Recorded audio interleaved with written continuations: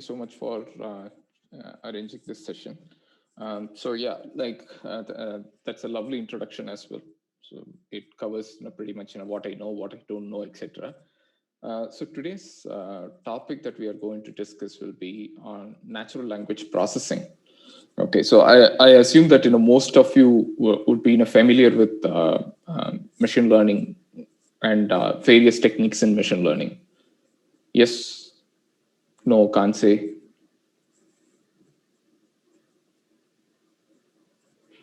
Okay, I get one yes from folks. Okay, so with that kind of an assumption, so let's get started with natural language processing. So before that, let me put a question to all of you. So you can unmute and you can answer it. So let's make it as interactive as possible. So the first question is, what is natural language processing? So any idea, basic thoughts around natural language processing? Hello, sir. Yeah, go on. The natural language processing is a process to convert any language into the English level language. Actually, English language is available right now.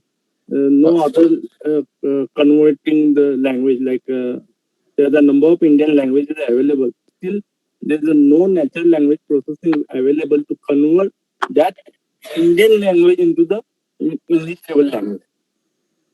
Only it's converted into the English level language. Whatever the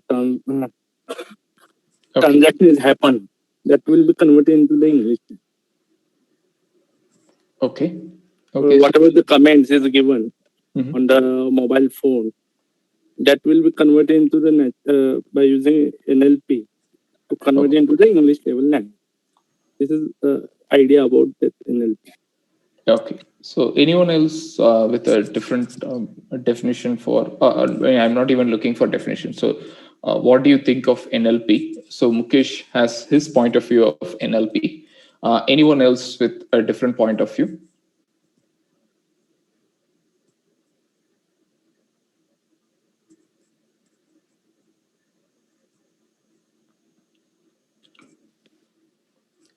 Can I? Sure, Dr. Jibril. Yeah. So natural language processing for me will be like if any text is written in, let's say, English, if there's a sentence, for the machine to understand it, it needs to know, okay, which is the verb, which is the subject, which is the object. So the kind of comprehension for the machine to understand what that person means. Is there sarcasm in it? Is he joking about it? Is he serious about it? So understanding a English sentence or any language for that matter, is my thought is natural language processing. Fantastic. I think this is a precise definition of natural language processing. So, why I asked? Yeah. Cool. I thought, but it is not any NLP is available for any comment, whatever in our language, Indian languages, we will process the comment. But it is not available such kind of processing to convert into the English level language. Still, whatever my information about, there is no such language is available to convert our Indian language into the machine readable format. For example, Tamil, for example, Kannada language, for example, Hindi language. It cannot be capable, such kind of NLP is not available to convert into the machine readable format. The machine can understand only English language, English word. Okay. See, I kind of disagree with that point. I'll tell you, why. Because there are, fast text. If you just read about fast text as a package, it can read even Indian languages. So it supports around 170 odd languages around the world. That includes Indian languages, so including Hindi, Sanskrit. So there are lots of analysis that are available in the open source for Sanskrit as well. So for Tamil, for Kannada or Telugu or whatever, you name most of the Indian languages, we have support for that. So the NLP is idea which is it's completely agnostic to the language that anybody speaks. Just you need to program it. That's all. So if certain language is not available, you just program and make it available for that. That's all. So it doesn't mean that NLP will not work for Indian languages is in fact a misnomer. So it is available for. I mean, I haven't done personally any analysis on Indian languages. Mostly my analysis were on English and Deutsche, which is German. Okay, sometimes Mandarin, which is Chinese. So these are a few things that we use there. Okay, so we will come to that point. So therefore, I think natural language processing is basically converting any language to machine readable format. I think some of them got it right. Okay, so that's what natural language processing is. So if I'm going to give a bunch of text to a machine learning model, it won't even understand what I'm trying to give, even if it is in English. So therefore, that has to be converted into some kind of a feature. So why do we want to convert into a feature? Because so if I'm going to push it into a TensorFlow or a scikit-learn, so what format of data is required if it has to run in TensorFlow or scikit-learn?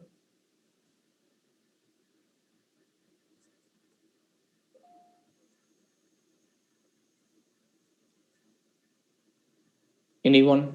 Any answers? If text has to be read for scikit-learn to understand the text that I'm giving. So what yeah, it has to be in numeric array. Yeah, I think. Perfect. Yeah, it has to be in a numeric array. So that's what we are doing in natural language processing. So let's enough of theory. So let's get into a practical scenario. Is there a way I can share that collab documents with all of you?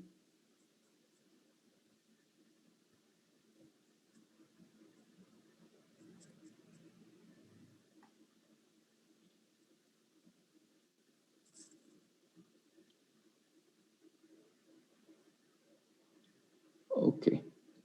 Fine, I do have a couple of collab documents. So I'll start sharing that with you guys so we can get started.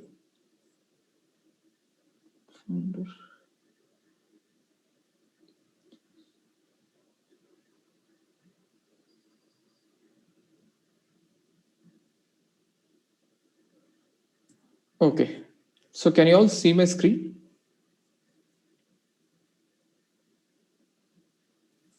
Yes, sir. Okay, I guess everybody can see my screen. So like we said, the initial definition of natural language processing is make sure that the text data that we are sending into our machine learning algorithm via scikit-learn or TensorFlow has to be in certain format, which is basically a numeric array, or it's basically a matrix format, right? So it has to be in some kind of a matrix format. It has to be in numbers. Only then our machine learning will understand. So machine learning understands only one language, which is numbers. So we have to provide those into numbers. So for that, we have to do some kind of a pre-processing, right? So natural language processing is 80% pre-processing and 20% modeling, and then whatever rest of the work that we are doing. Okay, so some of the applications, even before we get into that NLP part, so there are lots of interesting applications that we can do using natural language processing. The first and foremost is keyword extraction. So keyword extraction is very simple. So if I want to find out from a bunch of text, so somebody is giving a document which is like 500 pages or 600 pages, and I have to find out some of the keywords or search terms for it, or some kind of a topic terms for it, then what I can do is that I can just use a simple keyword extraction techniques. Either I can use a rake or a yake or whatever it is. So there are multiple methods out there. Yake is there, rake is there. So you can find that out. So today we'll talk about a couple of keyword extraction methods. Then summary. There are two kinds of summaries that are there. One is extractive summary, another is abstractive summary. Extractive summary is something like if I give say 50,000 sentences into my machine learning model, it will try to figure out the clusters in that entire text, and it will give me back maybe 20 or 30 sentences. Okay, so this 20 to 30 sentences represents almost 70 to 80% of your information that is available in this document. It will summarize to that level.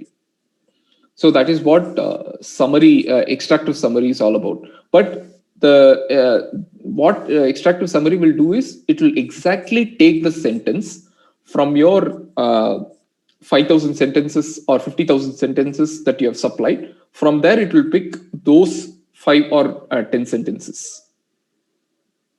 Just a second.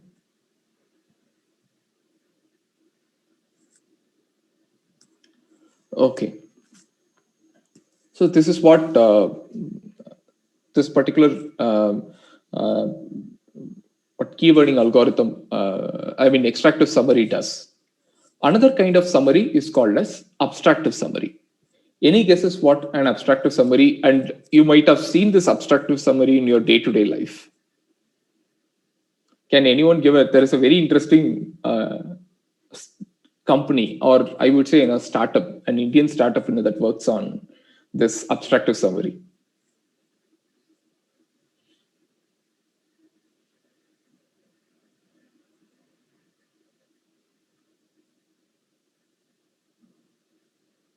Anyone?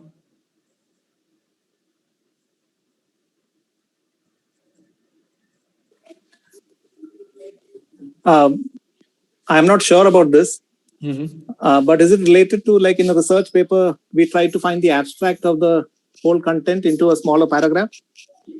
Unfortunately, they are not using it today, but that's a very interesting, that's actually a very useful application. If you can crack that, then probably, you can, in fact, reduce one of the frictions of submitting a research paper, right?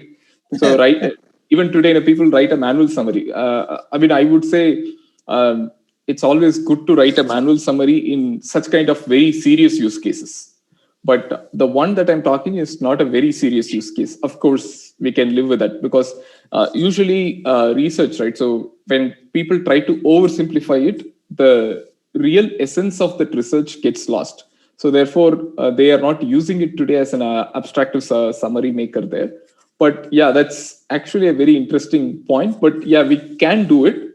But even a small error in such kind of an abstractive summary can affect can have very serious consequences. So that's why we don't use it there.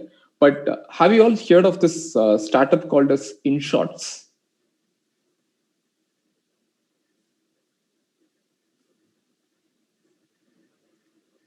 Okay, so InShots today, not many people are reading newspapers, or even many people are not even watching the 24 hours news, because every hour there will be a breaking news. So therefore, many people have given up. Okay, including me. I have given up news completely. No news channel, no newspaper. I read only this InShots. It gives me a brief summary of whatever news that I need to know. So there they use this abstractive summarization. So there is a deep learning model that goes and reads through articles from various sources, like Yahoo News is there, then CNBC News is there. Then for politics, it'll go to Republic.com.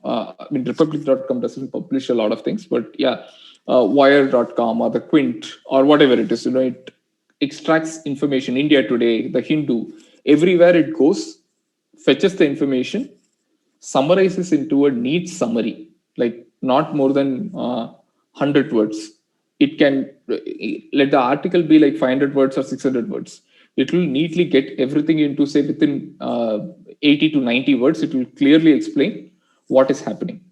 So this is a very, very important example for abstractive summary. The next one is, of course, which is not very useful, but even till today, I would say, yes, it is useful. Yeah, but something which is completely a hackneyed example would be sentiment analysis. So anyone has done sentiment analysis in the past?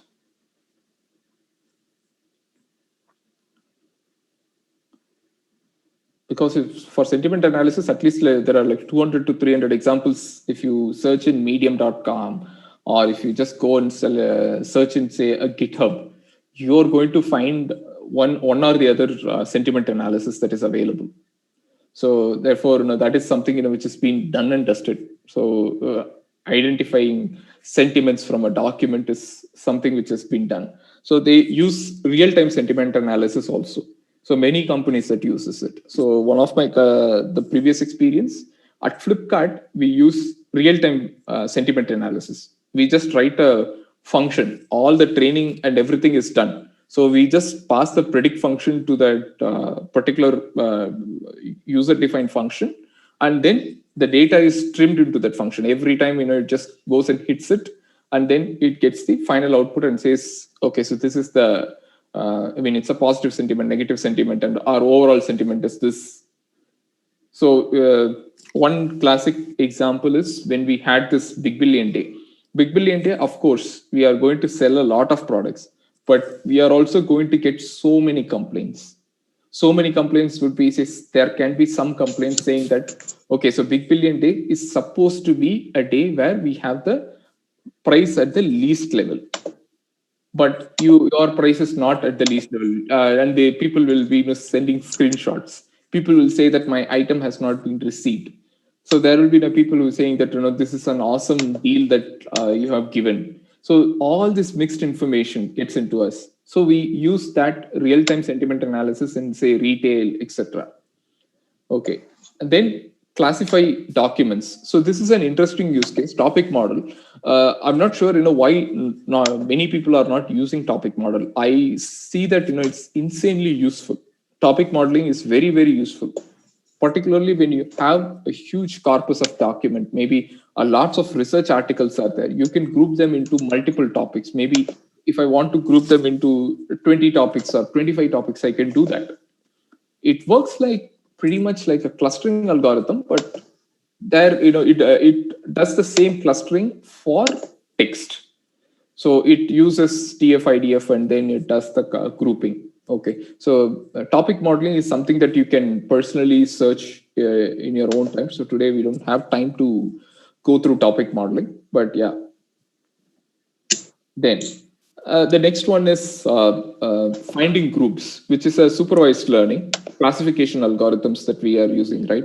So we can do some kind of a spam filtering. We can do whatever, which takes, say, for example, anyone has any question?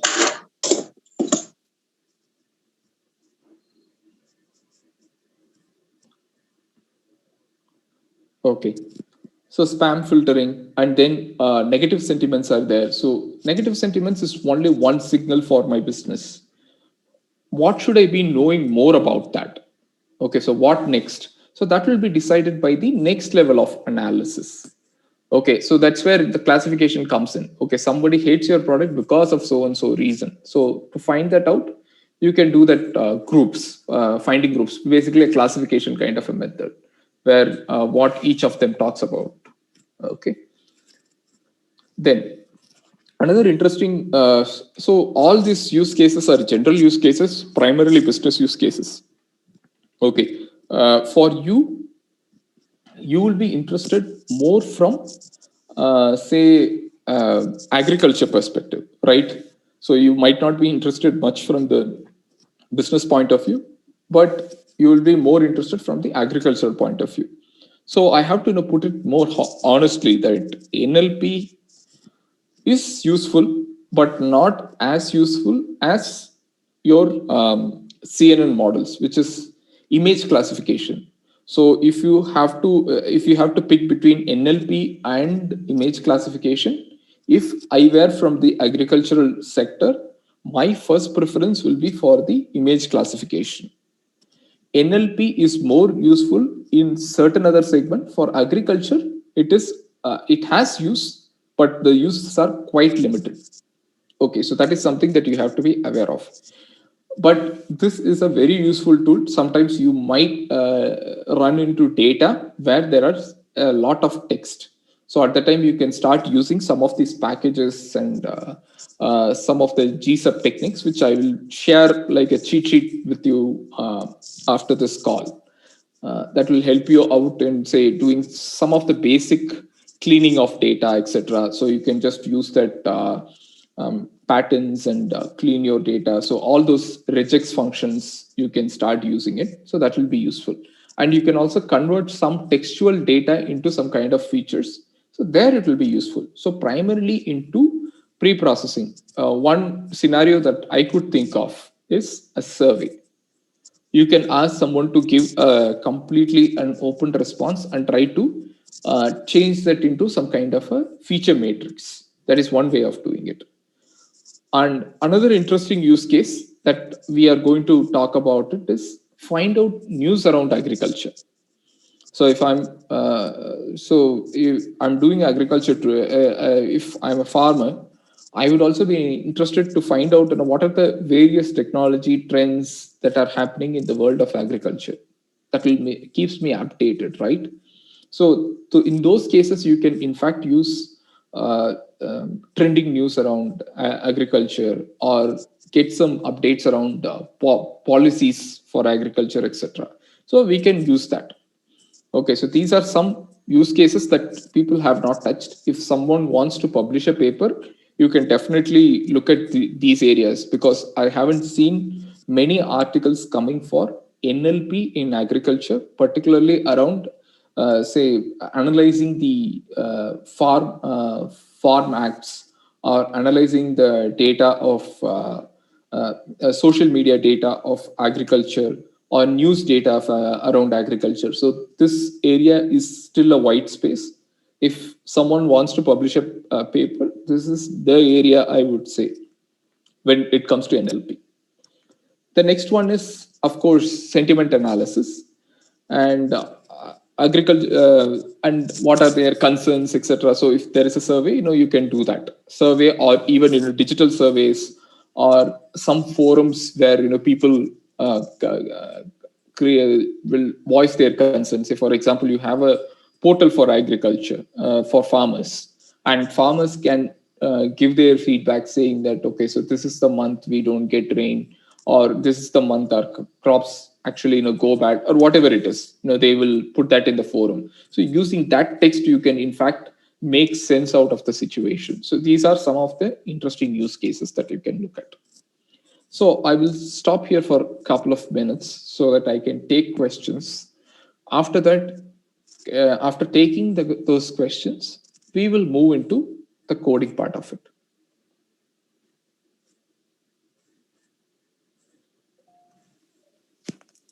Sir, can you elaborate more on digital survey? How can we find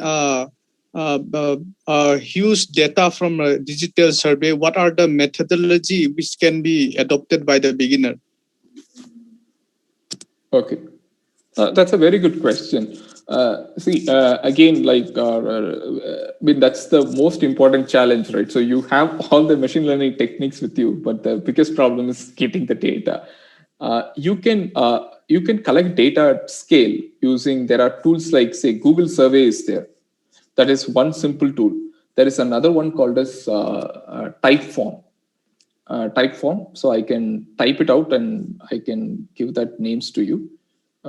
Maybe Typeform is one. Can I just go and type?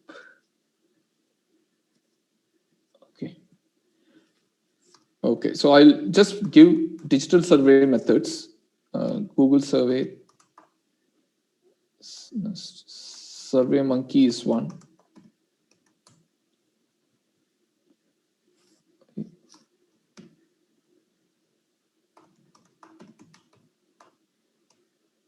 SurveyMonkey. Qualtrics is another tool where you can make then you have Typeform something. So in all of this, I find Typeforms to be very, very convenient. And even from the user point of view, Typeforms are a lot more interactive. So they are not like Google Forms. I find that to be a little static, and people are not very enthusiastic to use Google Forms or Google Surveys. Whereas when you try something like a Typeform is very graphical and very intuitive and very interesting to use. So try that Typeform. You will definitely not be disappointed. However, I think beyond 30 or 40 responses, you have to pay a small amount for it. But definitely the user responses, if I have to compare between a Google survey or a SurveyMonkey, usually the responses will be more for Typeforms. So that is my personal experience. Okay, I haven't done a large scale survey to even to generalize this. I mean, it's just on my personal experience. It's just a personal quote. Okay, Sir? so these are, yeah, go on. Sir, can we add flow charts in Typeform? Flow charts, I don't think Like you can, there's yeah. a first question, and according to the first question, I want the second question. According to the first answer, sorry. Yeah. Yes, you can do that. You can do Okay, that. So because it's like that is not pass. possible in Google Forms. Okay, excellent question. Actually, these are smart surveys. The one that you're talking about, right? If someone says Yes, no, immediately the survey has to close. exactly. Right. So then you can try something like Qualtrics. Qualtrics has those bells and whistles a lot. It's an SAP product. So SAP actually bought Qualtrics because it has some really nice features in it. SurveyMonkey has a very good forward integration. So all the tools has their own strengths and weaknesses. Okay, Google Survey, when everybody in the world uses Google Survey. So that's the reason people, that's a default tool. Okay, and it's free. At least 200 responses or 200 responses, it's free. That way, Google Survey is good. SurveyMonkey has a very good integration. And if you are into some kind of a marketing campaign, I would strongly suggest you to go for a SurveyMonkey. Qualtrics is when you have these kinds of complex relationships. Say, for example, if somebody says, if I'm giving a survey to, say, an agricultural, to a farmer, then to an agro company, to an agro supplier. So there are three types of people are there. So once they fill in the survey, once they click their farmers, the set of questions has to be different. If someone selects they are agro-based manufacturers, then the survey questions for manufacturers has to be different. Similarly, for agro-based supply chain, someone is in supply chain, then the set of questions has to be different. So these kinds of that is called as it's not flow chart. They call it as tree. I think some kind of a conditional tree. They call it as conditional tree. So based on that, it will move from. So once you give a response, your questionnaire will dynamically change according to that. So those kinds of things can be done in SurveyMonkey, Qualtrics, and Typeform. Okay. All three of them you can do. Three you can do, but Qualtrics is slightly better because of the level of customizations that you can use. But it's not very user friendly. That is one problem that Qualtrics has. But it's a fantastic tool to use. Okay. Okay. Thank you. Any other question?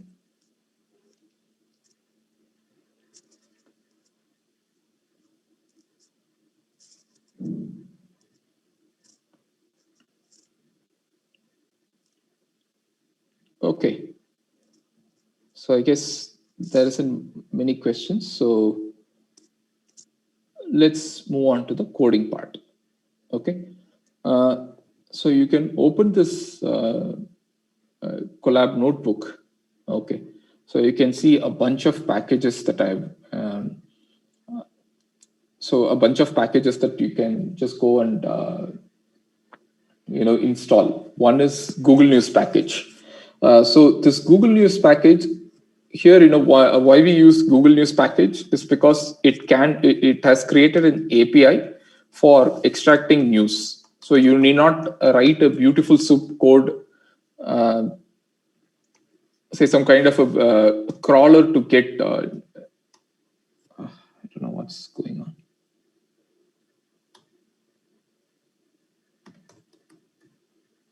Okay, so you need not write a separate crawler to get Google News.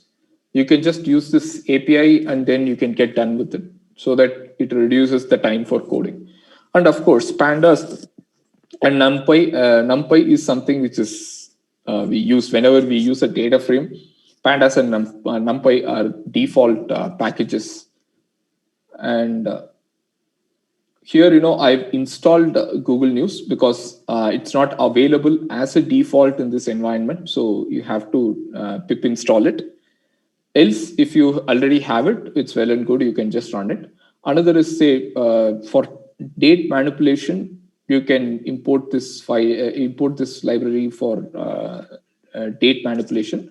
But here, I haven't used any date manipulation. So it's more like bad habit that has been carried. So I just simply, whenever there is a NLP problem, these are some of the standard things. I just keep downloading it. So it's more like a muscle memory than anything else. Okay. Import and then collection counter. So this is when you want to count those text, you can use those counters. And punctuation. So string, this is quite useful when you want to extract only alphanumeric data, or if you want to extract only, say, numbers out of it. So in those cases, this package string will come in handy. And see, here we are going to talk only from the application point of view. So I won't get into details of all these packages, maybe Spacy to a certain extent, because Spacy is right now turning out to be the gold standards for NLP. Okay, but other packages, I would strongly recommend you to go and explore it yourself. So run a code, make mistakes, from that try to learn. Okay, so the first thing, the case that we want to solve here would be, say for example, I want to find out what is the trending news or what are the trending topics around agriculture. So how will I do that? So can someone suggest me an approach? If I give you this as a problem, I'm just giving a simple problem to all of you. So how will you approach it? I want to know what would be the trending news for agriculture. Just Hello, sir. Yeah.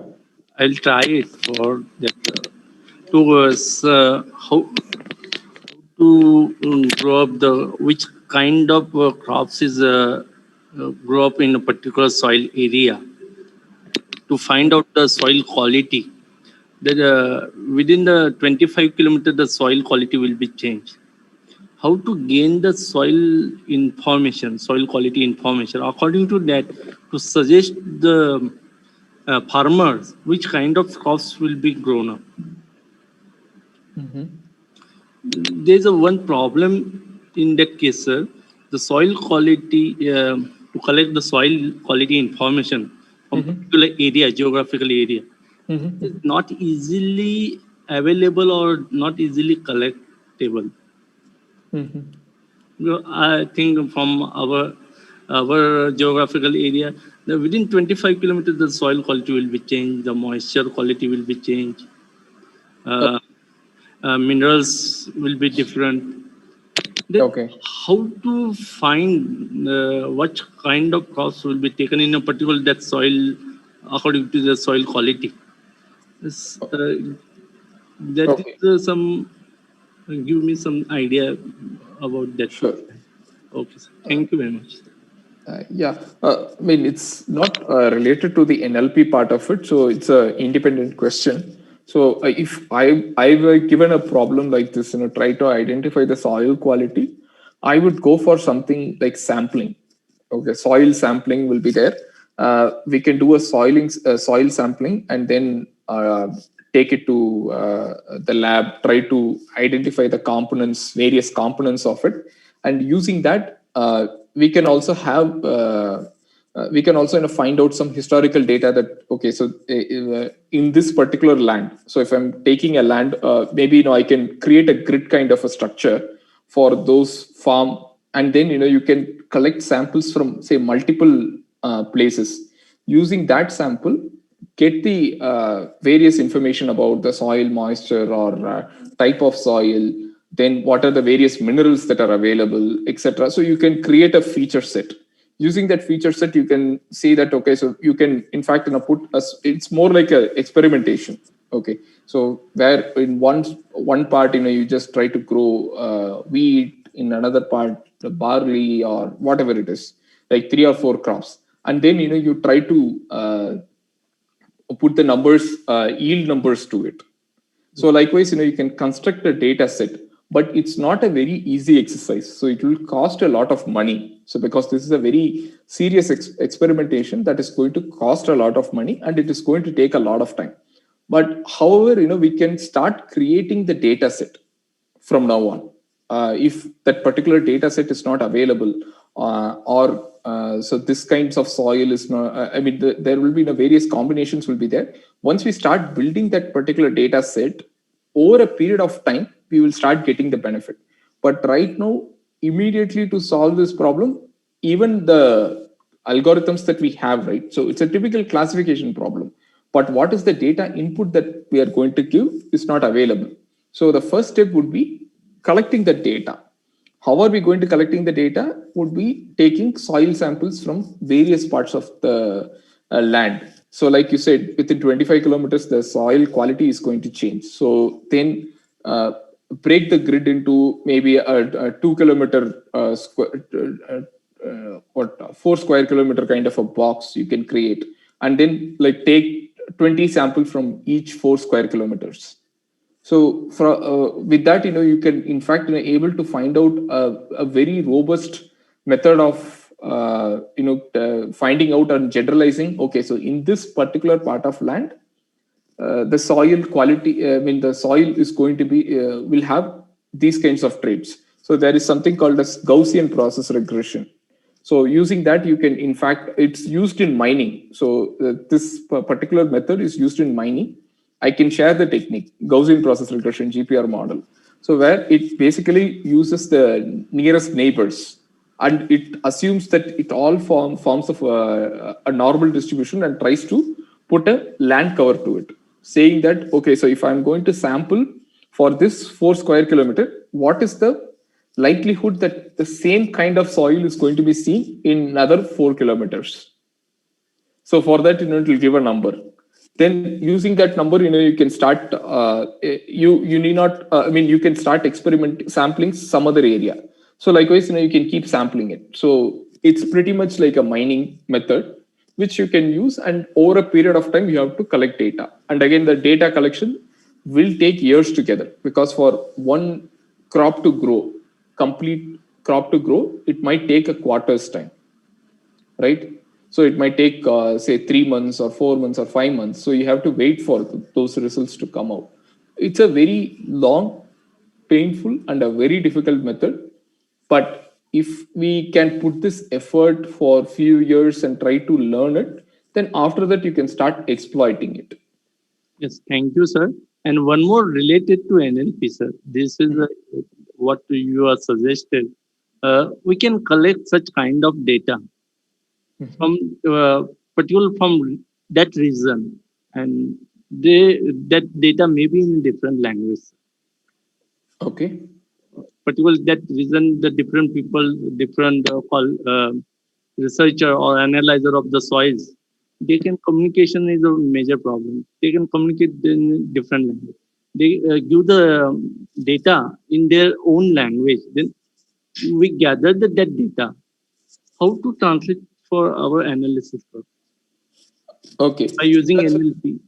That's a very good question. So there is an API that is available, Google API translator. So you can use that. And again, there is a lot of support for multiple languages, just that we are not using them.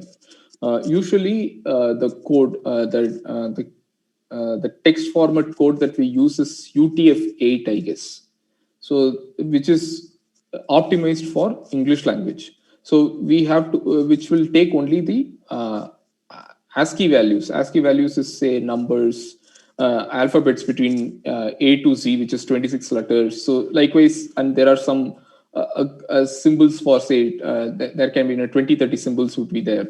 So only those things are supported in the basic ones. But if you can, there are packages which will support non-ASCII values. So if you don't want to translate and directly use them, have a translator so that you don't have a loss in the data. So usually when you use a Google API, it's not perfect.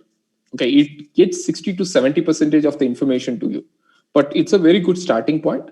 But I would strongly recommend that use it in their same home language, but you use that use this, the usual same text mining technique, but use those packages which can read non-ASCII values like say the vernacular letters in Hindi or Sanskrit or Tamil or whatever it is. So there is definitely packages that are available for that. Thank you, sir. Thank you. It's a very fruitful information, sir. I will in future I will contact to you, sir. If possible, you share your mail ID regarding. Sure. I'll do that. Thank you, At sir. the end of the session, I'll do that. Okay. Thank you, sir. Sure. Any other questions?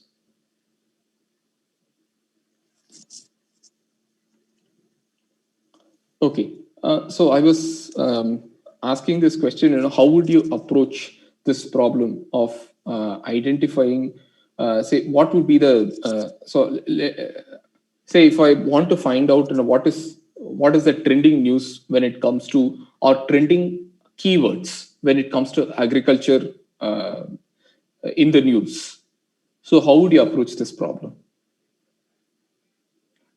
What are the important keywords or trending words for agriculture? If I have to find that out, how will I do that?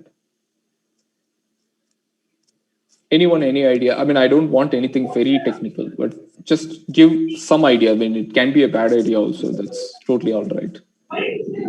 Excuse me, sir. Yeah. Dafin, sir. Regarding the rainfall condition, the climatic condition, soil fertility,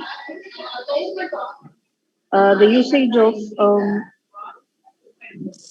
fertilizers, organic or inorganic fertilizers that we are using.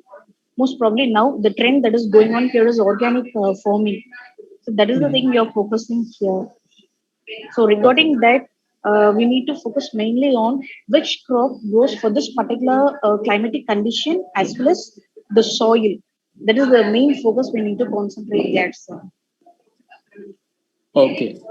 But how, so my question, I mean, this it's more like a solution. So what you are giving is more like a solution for once we know what is the trending topic. Okay, like you said, organic farming. So when you talk about that, okay, so you say organic farming is a trending topic, but how will we even arrive at that? Organic farming is the trending topic. How will I find that out? So maybe because so there is a problem with the social media or the media that we consume, because it's highly personalized. When you look at the news feeds I get will be very, very different. So the kind of news articles that I get is very different from the news articles that someone else get. So therefore, I won't even know what is the global trend. I will be knowing only the local trend.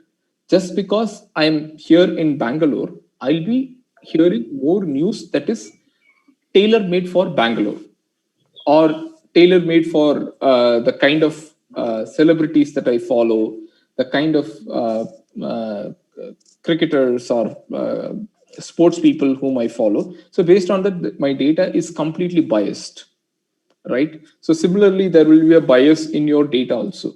But how can we find out that this is the trending topic without much biases from the external world? So how would you approach such a problem?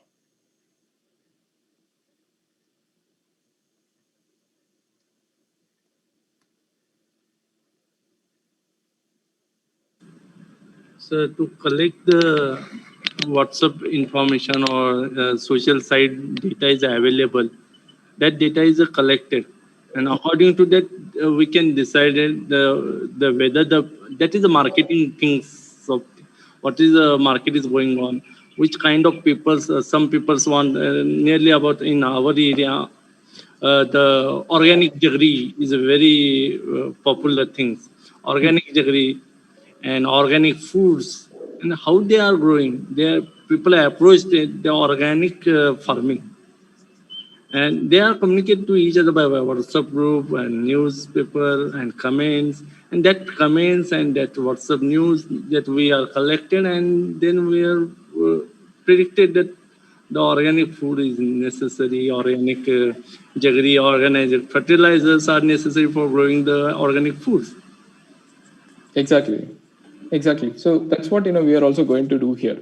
So, like Sir said, okay. So, how can we find that out? Because what is trending is based on what you and I speak, right? So you can in fact extract information from either from WhatsApp or Facebook or Twitter or whatever it is. So use a particular media, extract information from there. So how to extract information is basically there will be a public API that will be available for them. So use those public APIs and then try to connect the data to that. I mean, extract the data from that public API and then analyze it. So that is what we are exactly going to do. Like somebody was talking about organic farming. So inside organic farming, what are the different news and what are the different companies that are involved in organic farming? So we can find it out. Okay, so let's try this interesting exercise. So someone has suggested, okay, so you can suggest whatever topic that you want. So now I've loaded all my required packages. The first step is I want to find out the news. So the news that I want, so this is an object. So basically this is a Google News object, which is coming from this function. So I pip installed Google News. After that, I apply this function and I create this object. So I want news from from January 2020 to June 2020. So let's take it as, oops.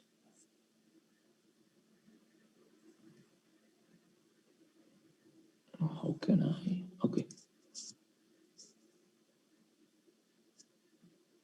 Okay, so I just want to make it as Jan 2020 to June 2021. So this is the time frame for which I would require the news. So let me run this code.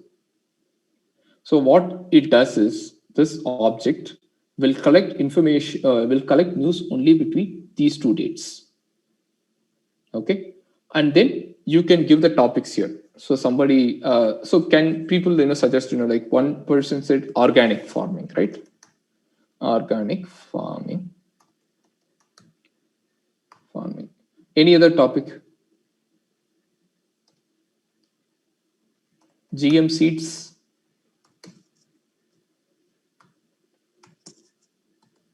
Yeah, one more topic. Can anybody suggest one more topic so that we can analyze the data? Organic monitoring. Yes. Sorry, rain monitoring. Can we add up yield monitoring there? Unit monitoring. Yield, YIELD. Yield monitoring. Yield monitoring. Okay. Okay, fine. So now I'm writing a code. Okay, so I will also explain the code. So everybody is aware of for loop, right? Everyone knows how to write a for loop.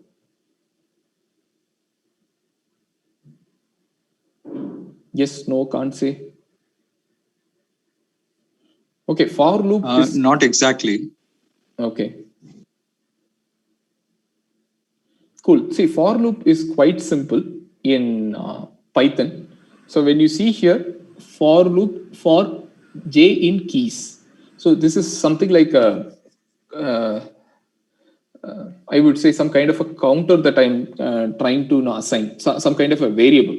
Okay. So this variable, what it does is it automatically takes, okay, if I'm going to, so first, I'm creating a list of keywords. So keys will talk about the list of keywords. How many keywords I've given? 3 keywords, right? Organic farming, GM seeds, yield monitoring. So now I'll write a for loop. This for loop will run through this each and every element of this particular list. Okay. So when it starts, it will go and first, pick organic farming as a word. Okay. Then it just passes into the function that is given here, which is Google News.search. I have already created the object for Google News. So this is the Google News object that I've created. And in that, I'm putting a function called as search. So what you do, what I'm instructing is, okay, first loop. First time when you loop it, just go to this, we take this keyword, organic farming, put it into the function, Google.news, then instead in this J, substitute my organic farming. So if I do this separately, let me show how the results would come. Okay, so we are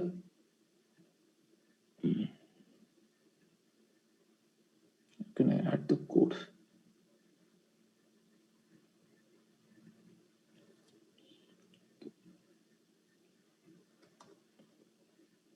So instead of J, let me substitute with organic farm.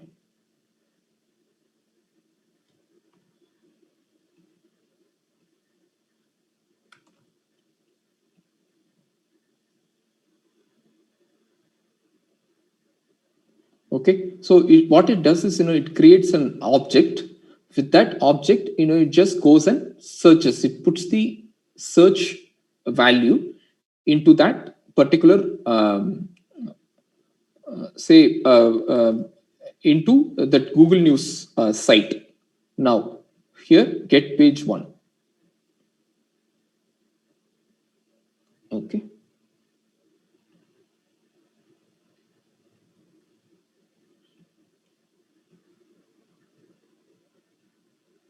Google News dot result. So,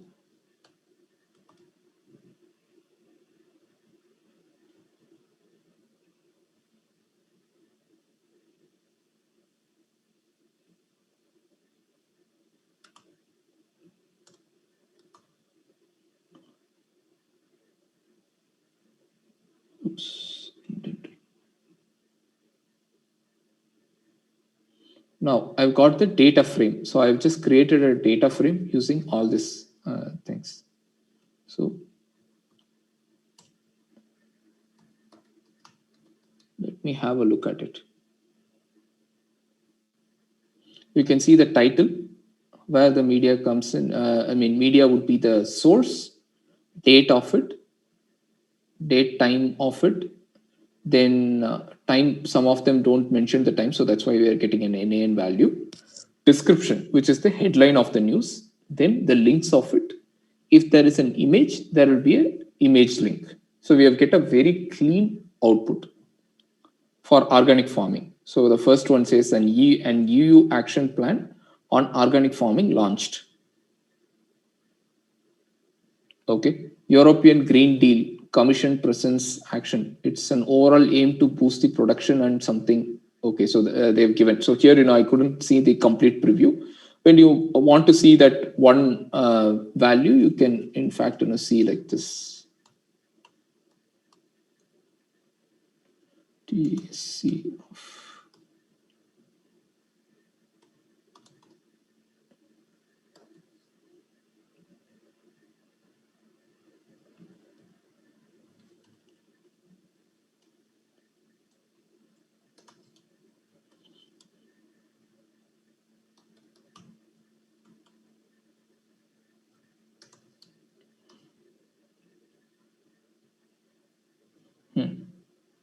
So here you can see that. Okay, so the first news article is this. An EU action plan on organic farming launched by EU Commission today aims at teaching 25% of agricultural land. So what this code does is, first, it takes the keyword, it goes to the first page, gets only the first page information. So how many results do we get in the first page of Google?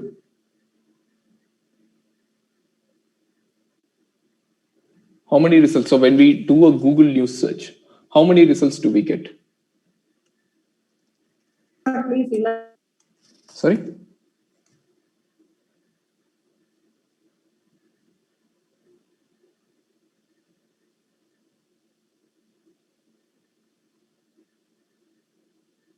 Hello?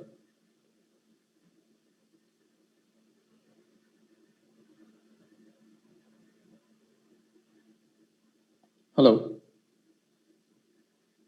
Okay.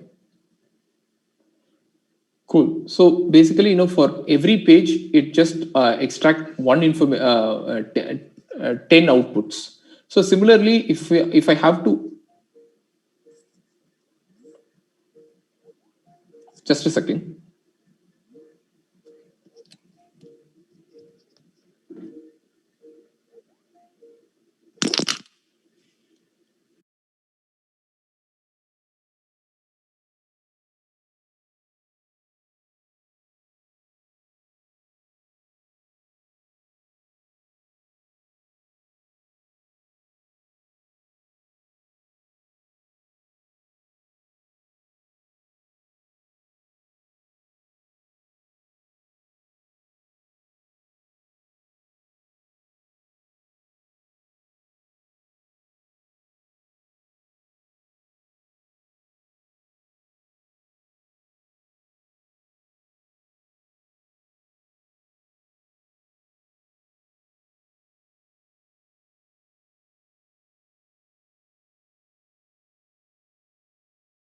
Hello. Can you all hear me?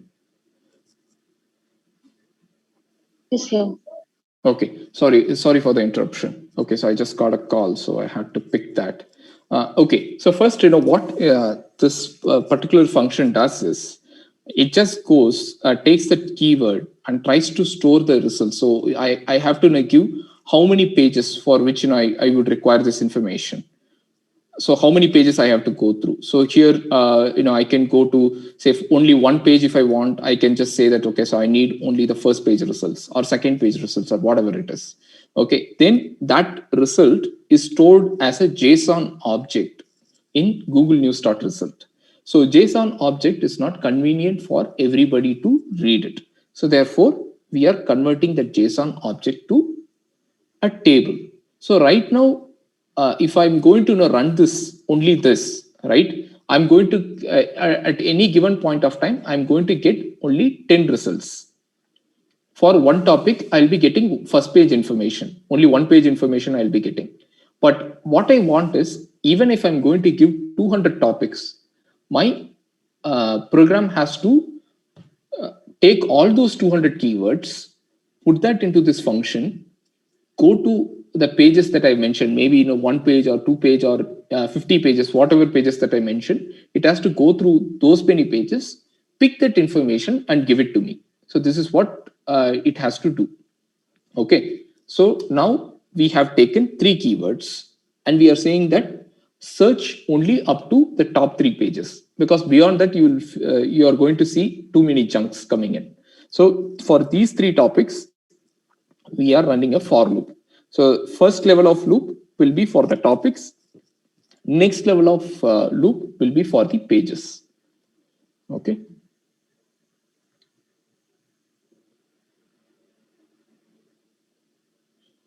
Now it's run. So let's see that.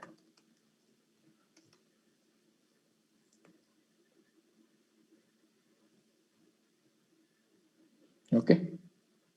We are getting the same information. And now, so right now we don't really require this. So let's go to the shape.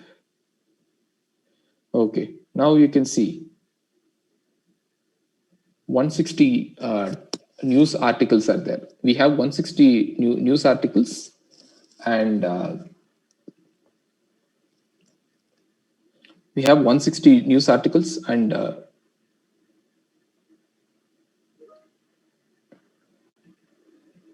so we have 160 news articles and 7 columns for it. So that is the information that we have. Okay. So, and this will contain organic farming, GM seeds, and yield monitoring. All these 3 topics will be here. Okay. So now that we have extracted the news, what are we going to do next? Okay. So maybe it's a 2 session, right? It's 2 to 3 and 3 to 4, right?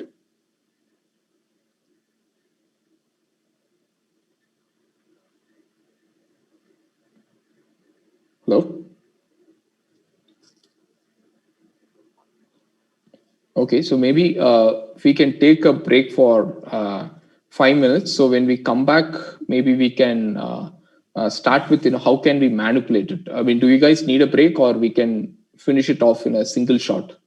What works for you?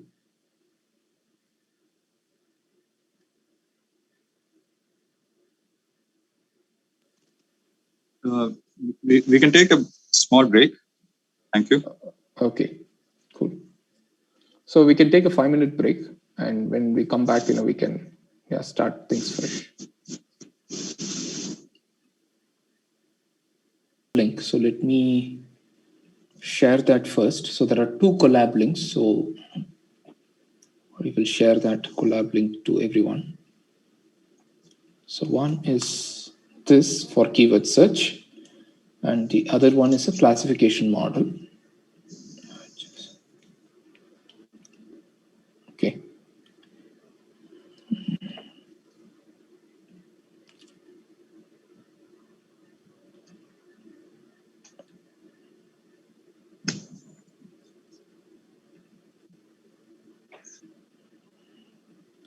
Cool. So I just need your IDs so that I can start giving access to this collab search. Or else is there a group ID that I can give access to?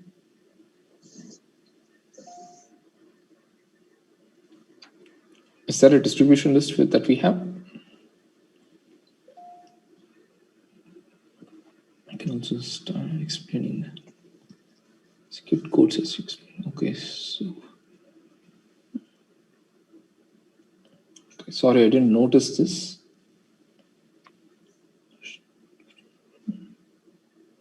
Green news. Okay, so someone named Madhulika Singh said via Google Trends. So you want, how should we access Google Trends, or is that question around Google, how to access Google Trends, or is that an answer to the question that I was asking?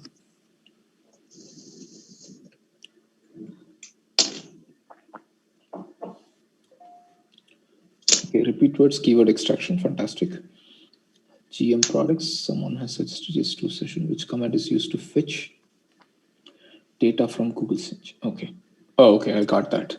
Okay, command used to fetch data from Google search. I think for Google search also there is an API. Okay, so I will search and send it across to you.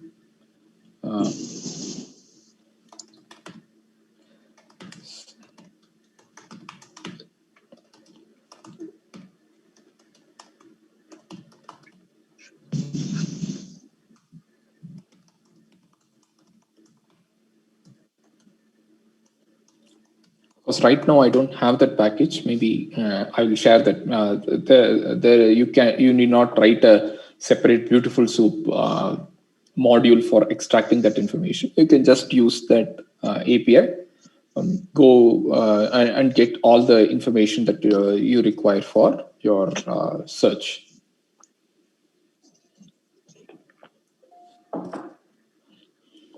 Okay, so for Google Trends also we have an API. So if possible, I'll share that API also. So once the session is over, I will share 2 APIs. So one is for Google search separately, another for Google Trends separately, so that you can also use Google Trends as an API, and you can start creating applications on top of it. Okay, so now let's go to the screen sharing. Yeah.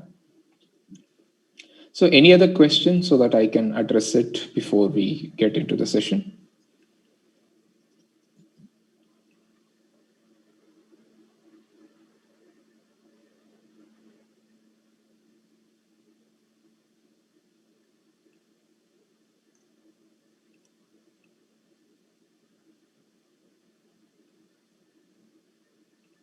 Okay, can you all see my screen?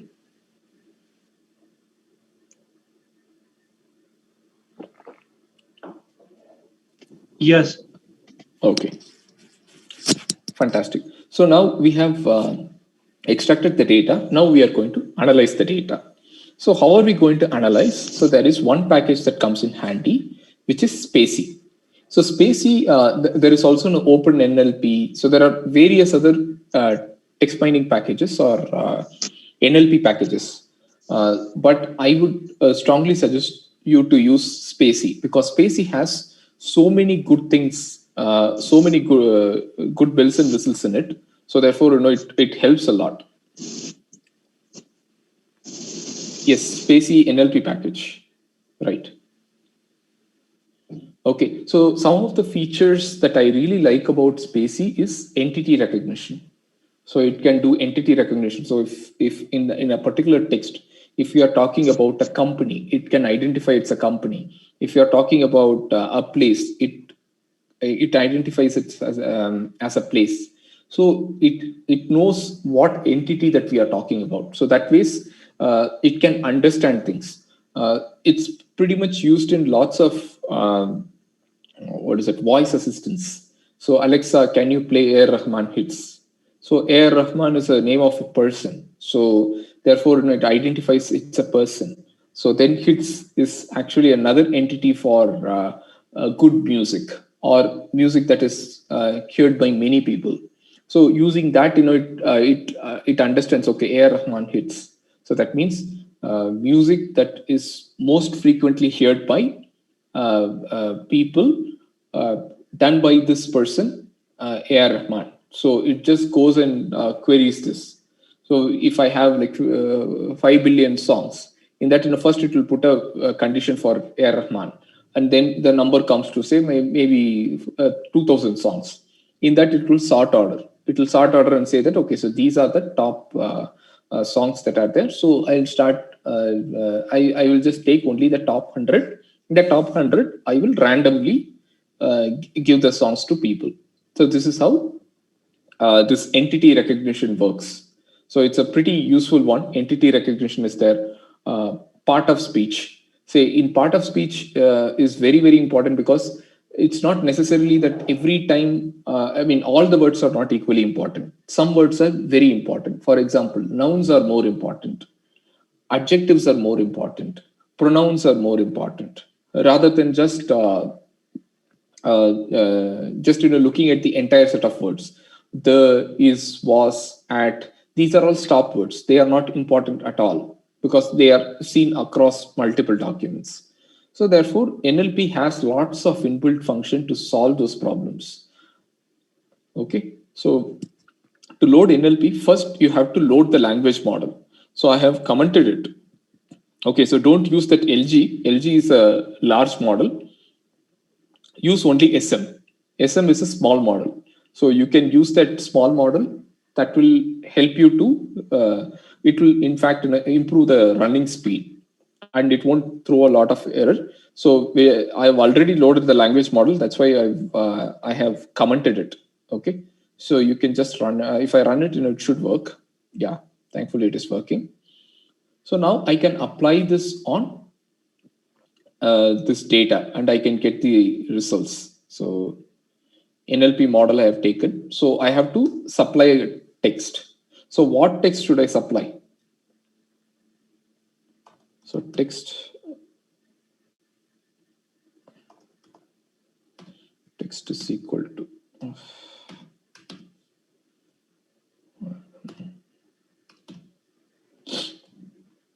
text is equal to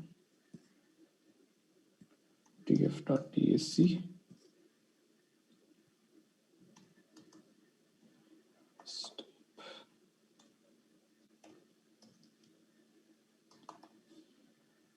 So this is the text. Then, okay, let me join it also, because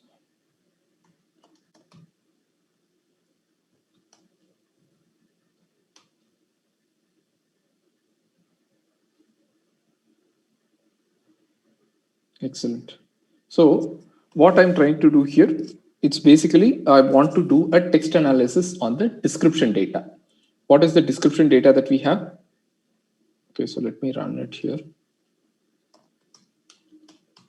If anyone has any question, kindly raise it. Okay, so description is the small description that is given in the news article. So this is what I want to analyze, because this is where I will be getting lots of keywords. So somebody is talking about organic farming, GM seeds, yield monitoring. So in those topics, what are the most important topics is what we are trying to find out. Okay. So for that, we are using this NLP Spacy package. Okay. So I've loaded the Spacy language model. So if EN is for English. So likewise, it has support for a lot of European languages. For non-European, I don't know whether they have support for non-European, but there are other places where OpenNLP will have some support for non-European languages as well.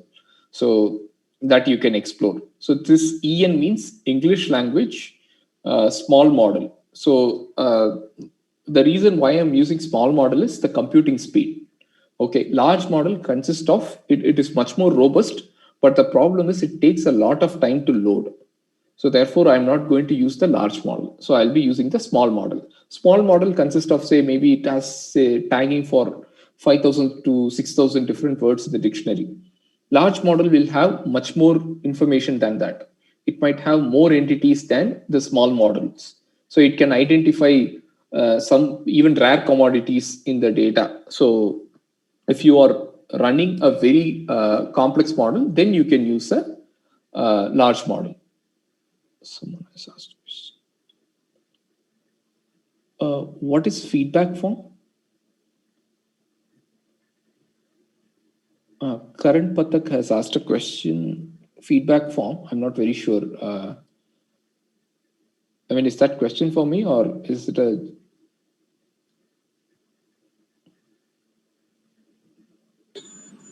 You are asking for the organizer because of the attendance purpose. Okay. Okay. Cool. No, not a problem. Okay. So now, so with this text, so what I'll be trying to do, what I'm trying to do here is I'm taking all this entire text and making it into a single document, and then try to find out in this entire bunch of text, 160 rows of text. I want to find out what are the top keywords. So for that, I'm running this command where I just join every text which is available in this particular column. I've joined it into a single text corpus. You can see that here. I'll just run it and show.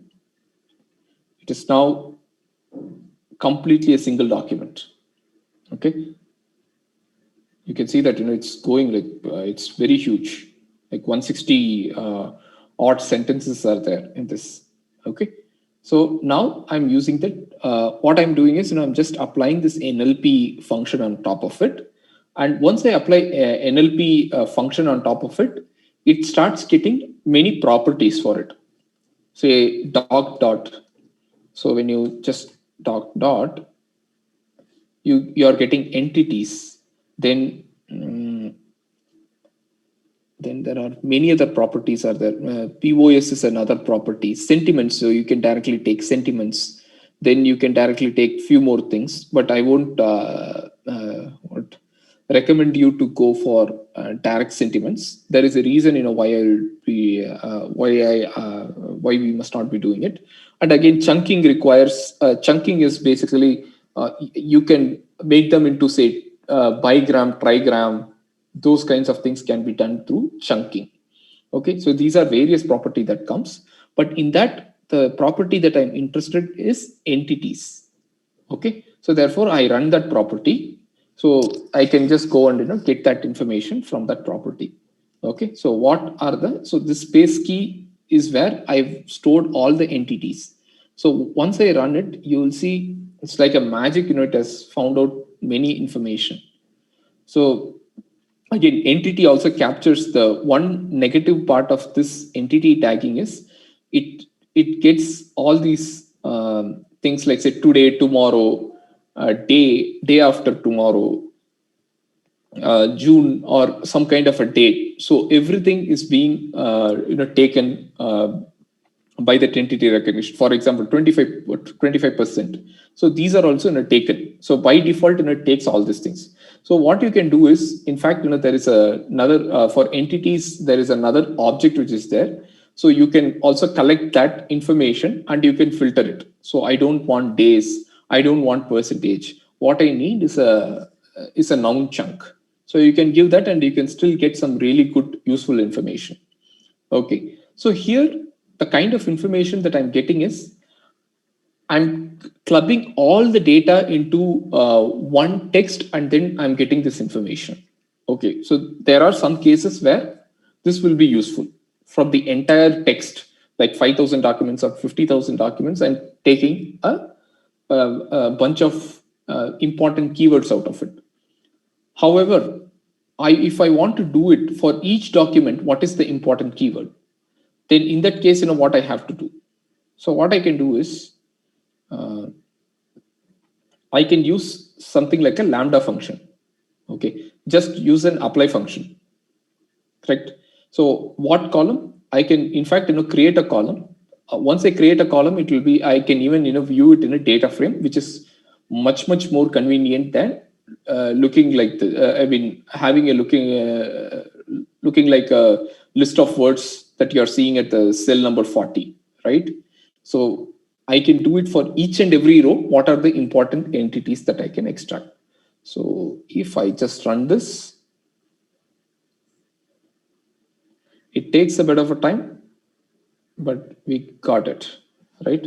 So now you can see there will be a new column that will be created, which will be called as entities. So I've created a new column, and here you can see the entities here. EU, the EU Commission, 25%, 2030. So here there is no important entity that it could extract, Brussels, etc.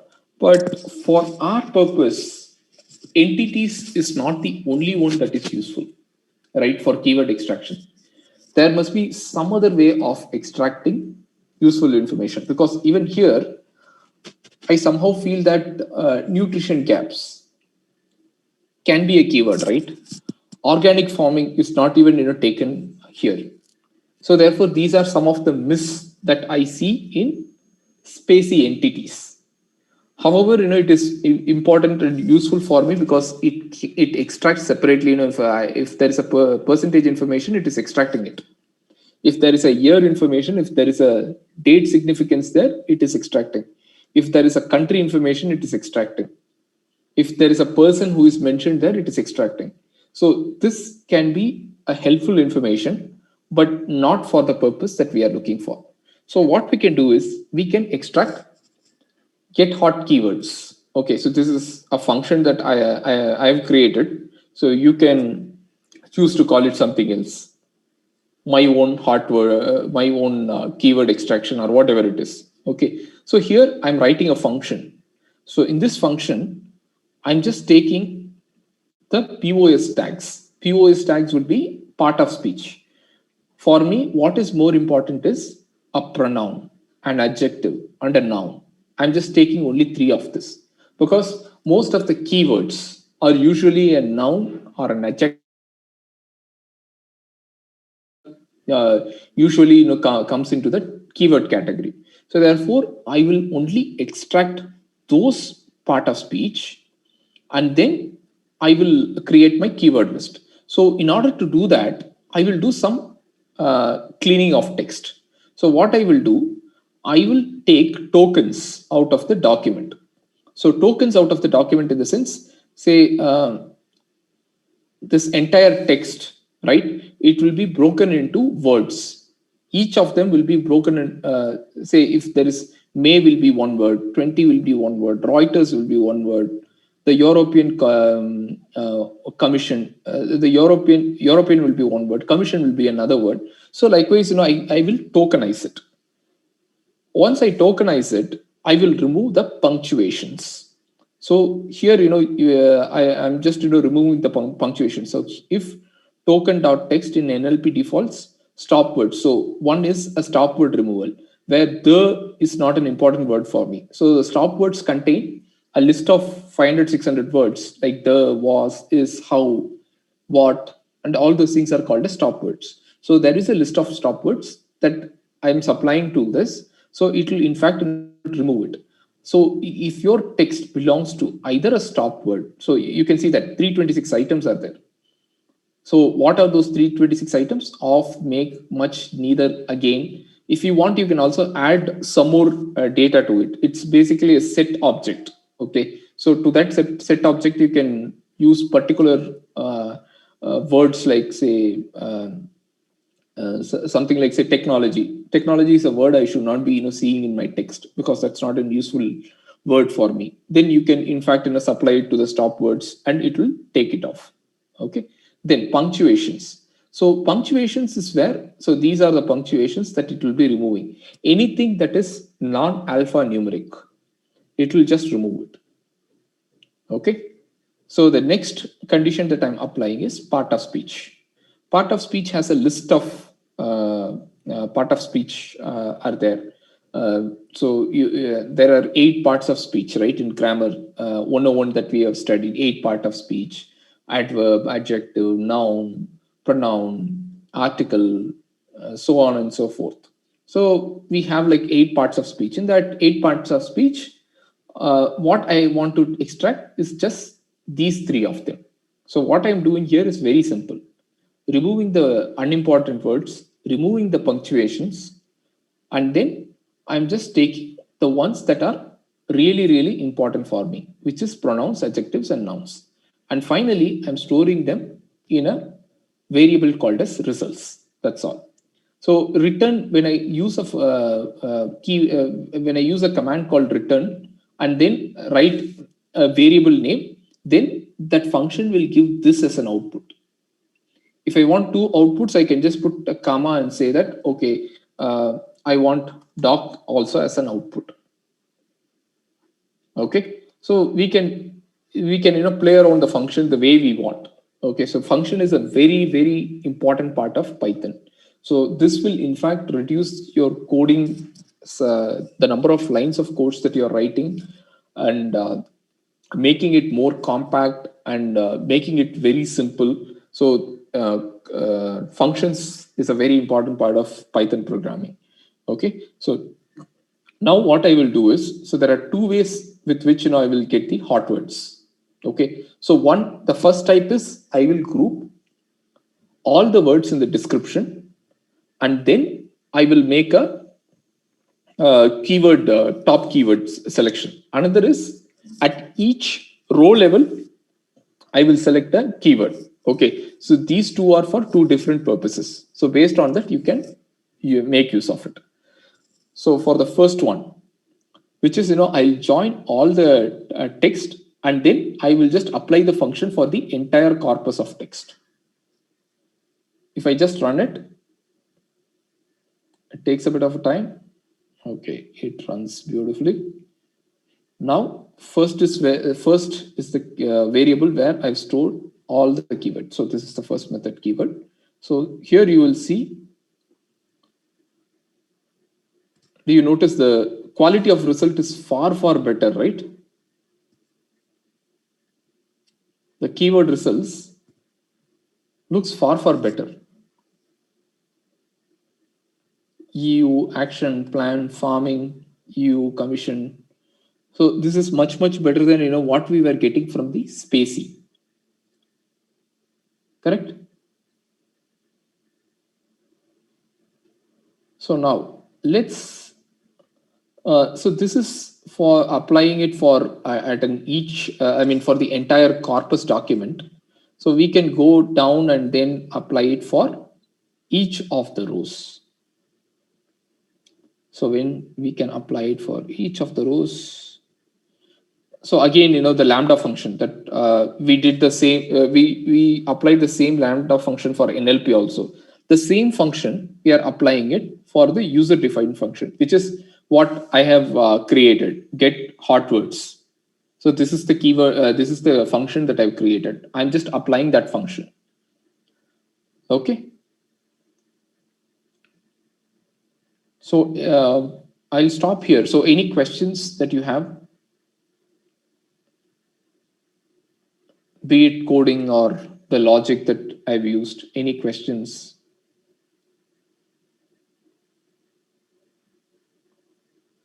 Is there a part you guys want me to explain it again?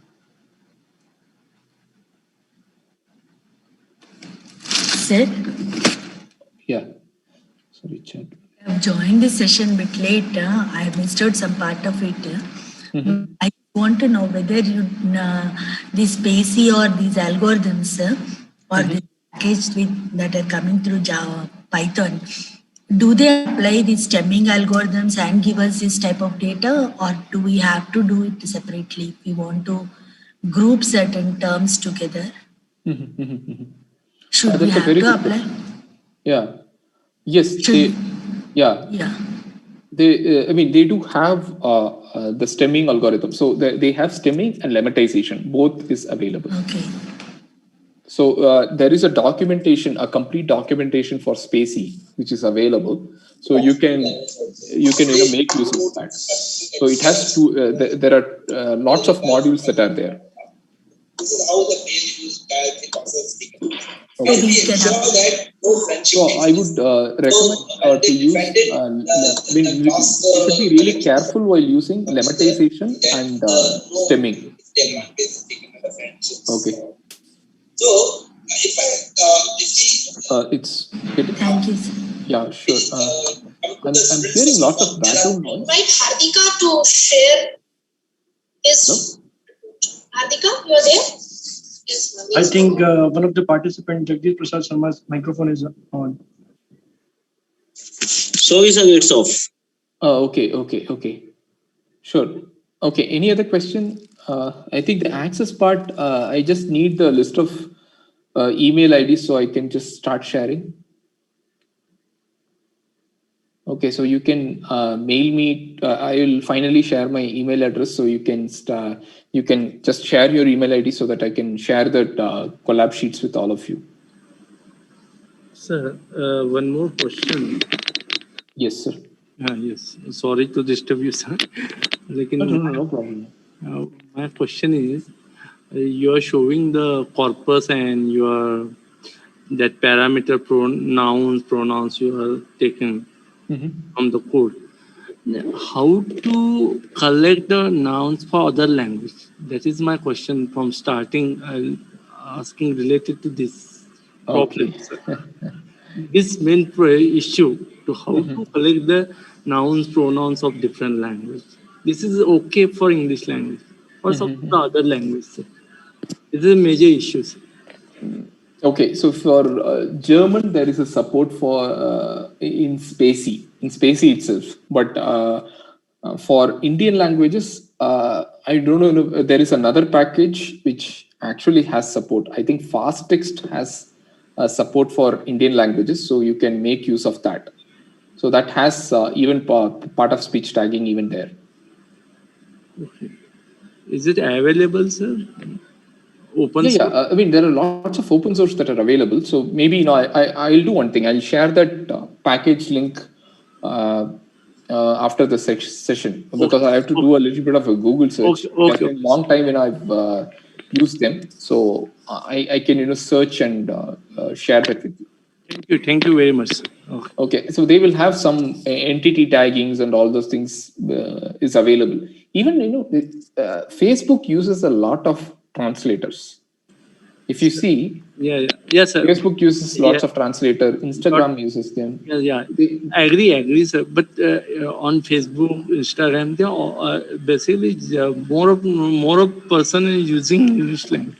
It's a universal language, not a local language, sir. That's why this problem is arise.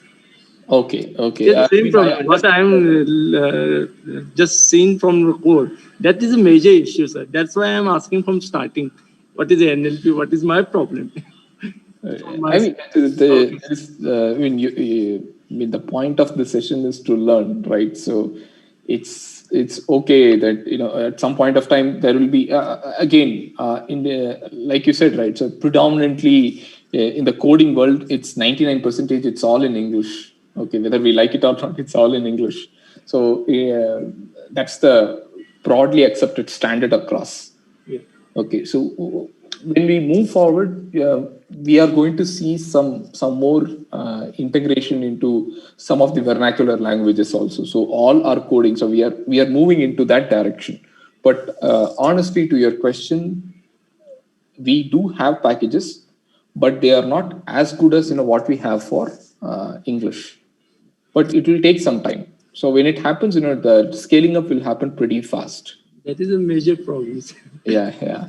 So I mean, to give an answer to your question, we don't have a solution which is as convincing as we have for English or German or whatever. Thank you, sir. If we have to contribute, suppose for our own Indian languages and all, I am from Telugu. Sir, I mean, to see where exactly can we do something in the form of NLP. Because already I'm a doctorate. Actually, I'm looking for certain things which really contribute to this NLP field. So what could be the problem areas where we can make our effort? Can you? Okay. I think the contribution can be, you can create your, so there are, packages that are there, like I said, right?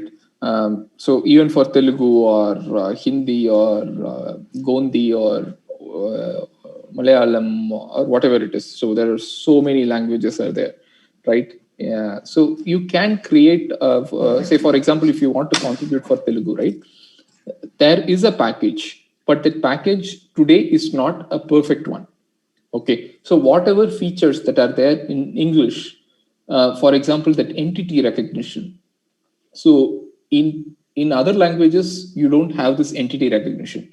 Maybe you can start labeling the data. So there is a forum where you can actually contribute. I have to again Google search it because there are many forums are there. So these are all like good to know information that is there in my top of my head. And again, my primary interest doesn't lie in this area, so therefore I don't follow it a lot. Okay, honestly, but you can, if you do a little bit of a Google search, you will definitely find a forum where you can contribute. Okay, so there is an NLP, or I'll generally share the NLP packages for Indian languages. So in that, you can find a GitHub link. So in that GitHub link, you can, in the comment section, you can just give your feedback saying that, okay, so this particular word is tagged wrongly, or you can also include these many words because they only have support for the classical language, not for our day-to-day usage, because the Tamil that I speak at home is very, very different from the actual Tamil, because it's, I use certain terms, which are not in a part of classical Tamil, or somebody, maybe even you, right? So the Telugu that you speak at home is very different from the classical Telugu that it is actually written in the books. So there is a huge difference there. So such kinds of exceptions you can start including there. So that way you can contribute. Yeah. Thank you, sir. Thank you very much. Cool. Okay. So now, any other questions? Sir, I just wanted to know if there are any farming chatbots available that we can use just for experiment purpose. Yeah, there are many chatbots that are available. Free chatbots are there. So I can, okay, again, there are too many things that I've said, I'll be sharing. So someone has to, after the meeting, someone can collect all the things that I said, I'll be sharing, right? So if you can share, you can just collate that list and send it across to me. I can give you, I can show certain bots, chatbots. You don't need to code at all. For creating a chatbot, you don't really need to code. What you need is good data. You just give the data, the chatbot will start learning on its own. One such chatbot is created by SAP itself. So it's called as Open Conversational, it's called as SAP Conversational AI. Okay. Okay, SAP Conversational AI. So you can search for that. Okay, so that is a very good chatbot where you can, I think it's free. There are, for some 1,000 API calls, 1,000 API calls in the sense, 1,000 data points that you put inside. For that, it is completely free. If you want to put more than that, then you have to pay some money for that. Okay. Okay, sir. I will check this and sir, in case if we need any help, because actually our students are they are willing to work on this project. Okay. So in case if the help is required, sir, I may mail you regarding that. Sure. Thank you, sir. I mean, at the worst, what can happen? I'll say, I don't know. That's all right. So everybody have their limitations. So even I'm also learning. Right at the end of the day, see, my knowledge is also very limited. Okay, I'm also learning along with you. When you ask a question, there is an interesting idea came from one of you. So I'll be making use of that. Okay. So thank you, sir. Yeah, cool. Thank you so much.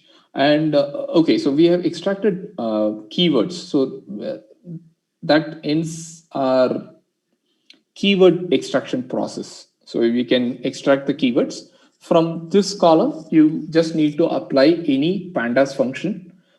Yes, before applying pandas function, you just need to unlist this column because this is a list column. Okay, it has to be unlisted, and then you can use a count vector. You can use a count function, a group by and count all these keywords, and you should be getting all the top hot words, which is the top keywords. Okay. Now let's move on to the next problem, which is sentiment analysis. I tried to actually extract some tweets for sentiment analysis for this session, but I couldn't get them. Okay, so there is a key expiry that happened for me. When I tried to refresh it, it didn't work, or else I would have got a farm related data.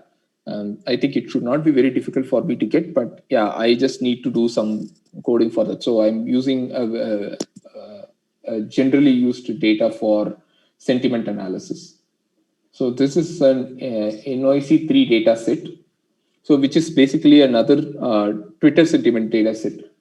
Okay, so we have about a lot of data here, and we have to find the sentiment. Okay, so let me share it as public because I think many people are sharing email addresses, so it gets a little difficult for me to share. So let me. Okay.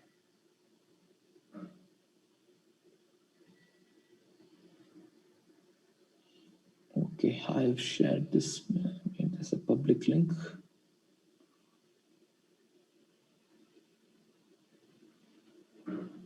Done. Okay. Okay, I've given access to to everyone, so you need not share your email addresses. You can just click and go. What you need to have is a Google ID. Just access is via Google ID. You should be able to see. Colab is free, right? I guess everybody has access to Colab.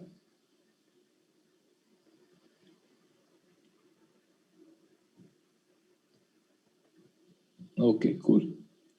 Okay, fine. Now let me run the data. So we have unzipped and taken the data. Now it's a typical tweet sentiment analysis. So we are, since this is a very huge data set, so what we have is a very huge data set. So we are taking only 30,000 data points out of it because it has some 1.6 million tweets. So in that, we are just taking 30,000 of it and then we are analyzing it.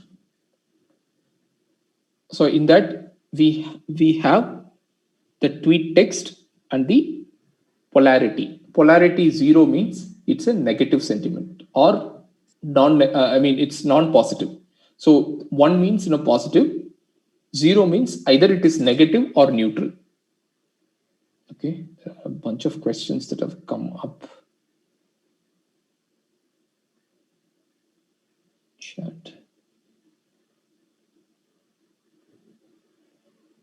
Okay, so now everybody can see the link. You can actually now click the link again, refresh it. You should all be able to access it.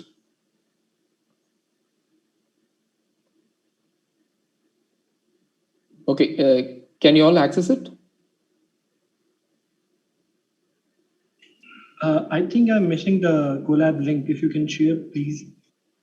Sure. Yeah, it's lost in the chat.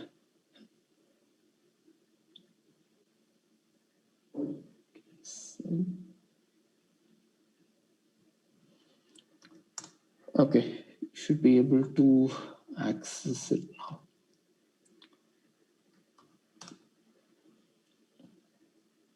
First link is for sentiment analysis.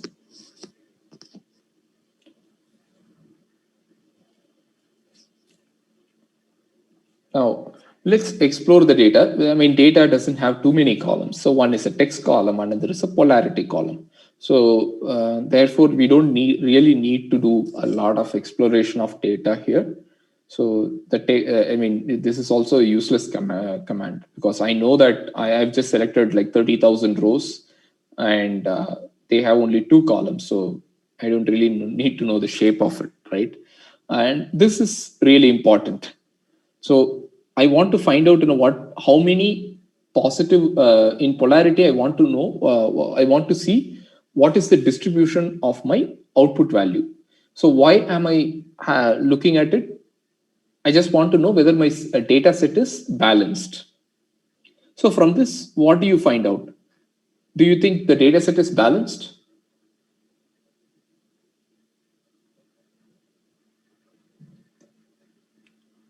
Anyone?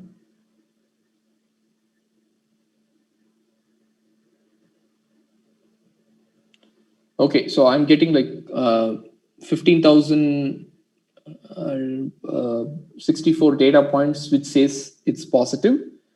Non-positive data points are 14,936. So do you think my data set is balanced?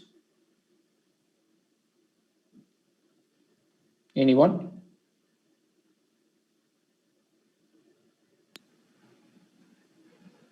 Yes. Anyone said something? Okay. Yes, so it is balanced. It's balanced because it's approximately 15,000 in both the sides. So therefore, my data set is balanced. So what I can do is I can start working on my data, right? So now I have to convert everything, all the data points into some kind of a vector. So there are 2 ways of count vectorizing. You can do that. One is using a basic count. Another is called as TF-IDF. The problem with just doing a count vectorizer, which is just counting the number of words, is sometimes a word will be like repeated too many times.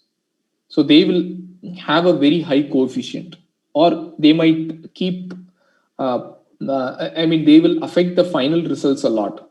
Some unimportant words will have a high influence on your final model.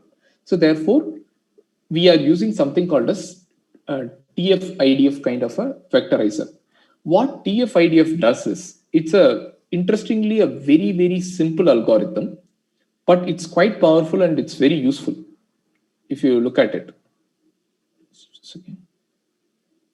Okay. So it is very powerful and very useful. For example, TF means term frequency, IDF means inverse document frequency. So term frequency in the sense, so it is occurring like say 50 times in the entire text corpus. IDF will say that, okay, so inverse document frequency is basically, so there are about 500 articles are there, but this keyword is seen only in 5 of them. Okay, so therefore the inverse document frequency will be that 5 divided by 500 kind of a number will be given to that. So using that, a term which is only specific to certain set of documents, maybe a small set of documents, but it is occurring more number of times, then the TF-IDF value of that particular keyword will be higher. Whereas if I see a very, very common keyword, which is seen everywhere, for example, the is seen too many times across the document as well as within the document. So therefore, the TF-IDF of the will be low because it's seen everywhere. Though it is being seen like multiple times within the same document also, the score will be kind of average for that. Whereas something like, say, a very specific word, something like, so here also we can say, use the one. Maybe say here, and I couldn't find a very nice example. Okay, maybe that if you're trying to extract a news article, in that news article, like multiple topics are there in that news article, and in that there are 100 news articles about agriculture, 100 news articles about sports, 100 news articles about something else. So in that news article, something like farming comes in. Farming will be available in those 100 documents, and it will be coming like too many number of times within those 100 documents. But when you go to sports, you are not going to find farming there. Maybe there can be one or two rare occurrences, but it won't be available there. So what happens? That becomes a topic defining word. Farming gets a very high TF IDF value. Okay, whereas something like news, all of them are news. So therefore, news will be a common word across all the documents. You can see the news keyword coming up in, say, agriculture. You can see news coming up in sports. You can see news coming up in, say, something like politics, etc. So in that, news will have a very low TF-IDF value. This way, we can it can give a differential weightage to the keywords that matters. So therefore, instead of going for count vectorizer, we are going for TF-IDF. Okay. So from sklearn, we can just extract that, import TF-IDF vectorizer, and then we can start creating a feature data set, which is very, very simple in scikit-learn. So all these codes are standard codes. Okay, this line is quite important for us to make it more easily understandable. Columns vectorizer.get feature name will go and attach, instead of the default vectorizer names that it gives, which will be like 1, 2, 3, 4, 5, 6, which you and I cannot understand. So what we will do, we will convert that into some kind of a column name. And the good thing about this kind of vectorizer and data frame formation is, say, if I'm going to add some other features, for example, the word count or the text count, or maybe some other flags that I want to add, I can add it here. So I just need to add that you want, and you will have a new feature. Along with just text, you can also add other features. Okay, so once you run it, and of course, we have already ran those codes. So yeah. Now I'm just separating the dependent variable and independent variable. So here the dependent variable is df polarity. Independent variable is words_df. So I have separated it. So once we separate it, we can start doing the usual building up. I think this is a workflow that you would have seen like at least 100 times in your life, right? Go to scikit-learn, download linear model, download ensemble, or download whatever classifier that you want, a bunch of classifier. So that is a very standard flow. So we go to scikit-learn, these are the models, okay? And then we just keep running, we just start building those models. And here, I'm calculating the CPU time as well, because I want to know how long does it take. So usually, okay, by looking at it, according to you, which model will be taking more time and why?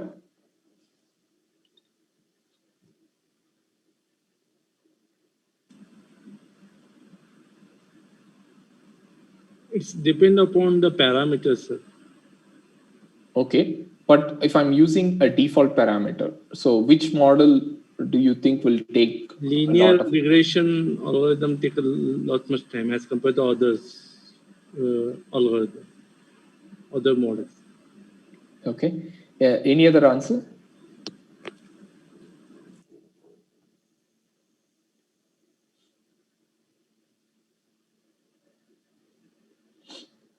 So usually random forest takes more time, or any ensemble.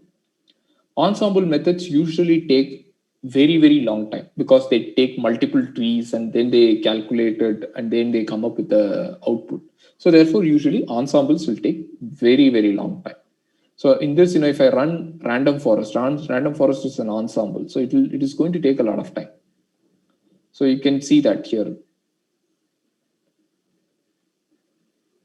So when you look at the thing, so I'm just using the default model.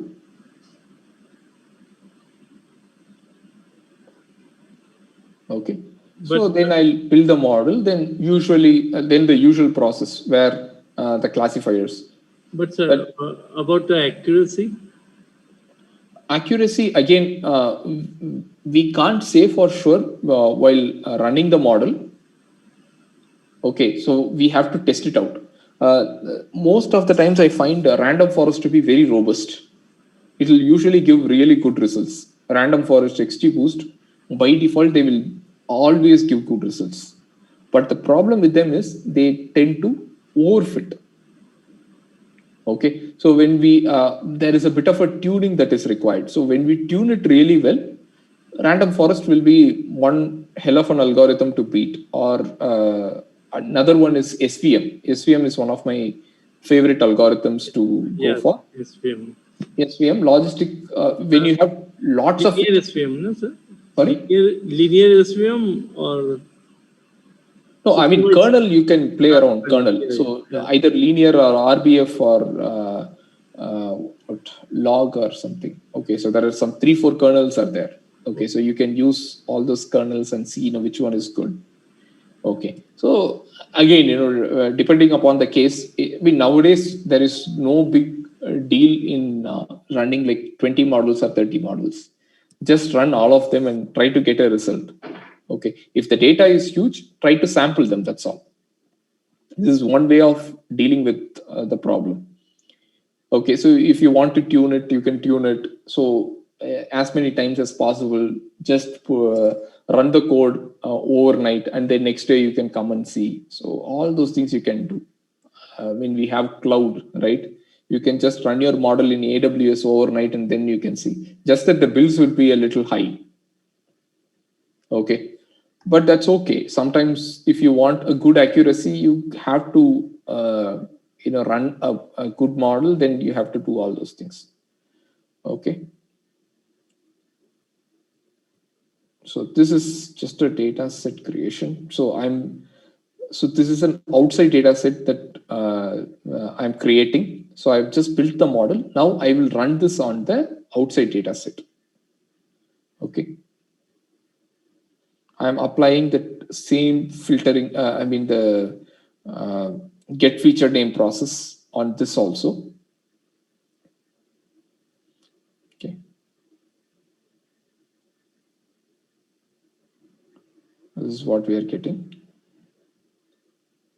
So I've given 8 sentences to this and then trying to build those 1,000 features. Of course, it's a very small number of data sets. So therefore you won't have those many, most of them, it will all be zeros. So it will be a very sparse matrix. Okay. So now let's try to predict all of them. So unknown, then I'm just, I've created objects for this one for what? SVC, I've created something for random forest. I've created something for logistic regression. So all of them, I'm running it on the unknown data set, and then this is the results that I'm getting. Okay.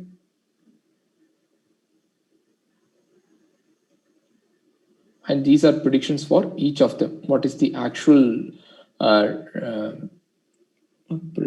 this is for logistic regression. This is for each model, what is the output that I get and what is the probability that I get.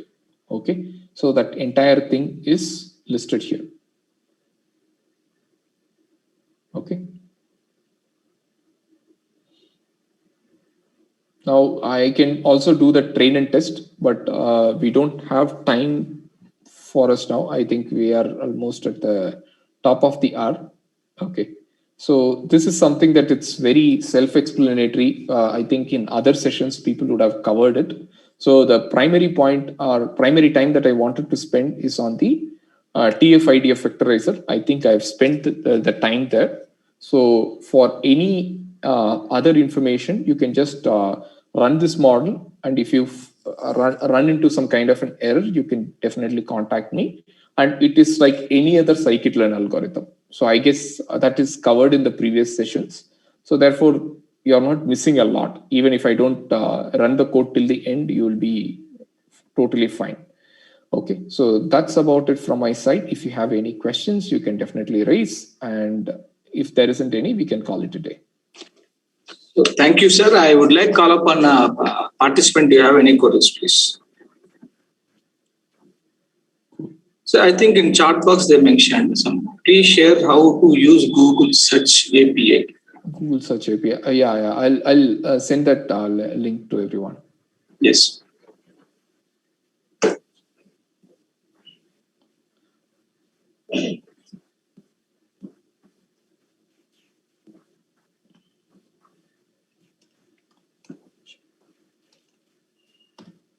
Hello, sir. Overall session is nice, sir. Very nice and very fruitful, sir. Thank you very much. Thank you, sir. Okay, thank you. Is there any other feedback, oral feedback from participants? So I would like to call upon dear professors, please, can anyone give feedback for this session?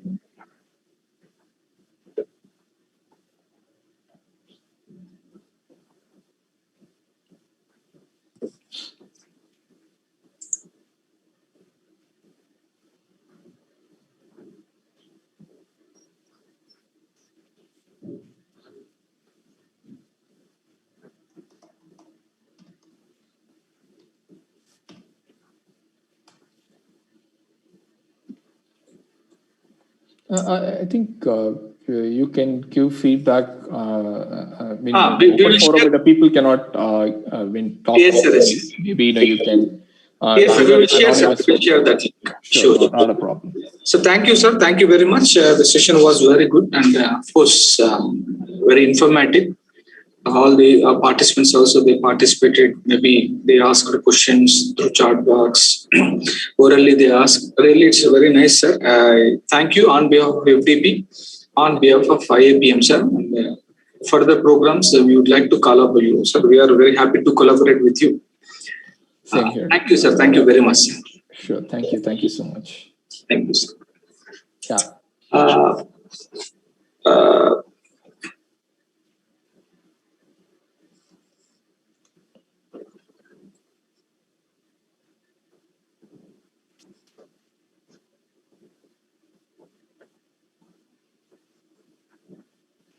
Yes, Shah shared. Can you just copy that? Thank you. Hope all participants have given their feedback. So thank you, sir. And now today successfully we completed 4th day of FTP.